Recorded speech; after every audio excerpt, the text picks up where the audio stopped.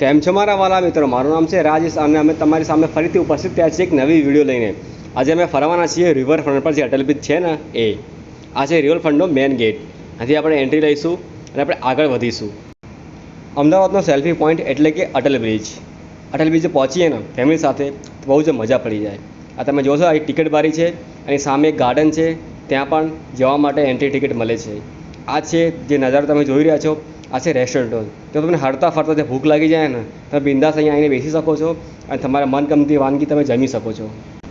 ઘણા બધા રેસ્ટોરન્ટ અહીંયા અવેલેબલ છે જે સારા ભાવમાં આપણે ફૂડ પ્રોવાઈડ કરે છે।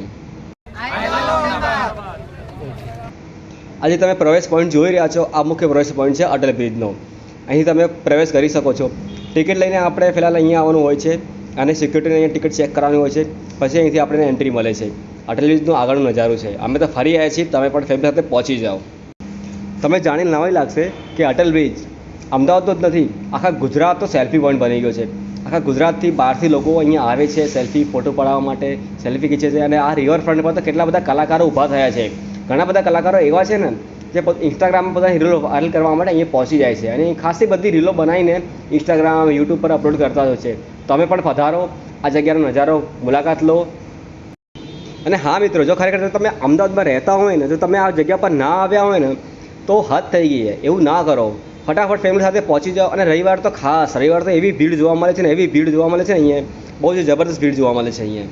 અને અમે તો રવિવાર દિવસે આવ્યા જ નહોતા, કારણ કે અમને શૂટિંગ કરવાનું હોય છે ને, તો રવિવાર દિવસે ના અવાય।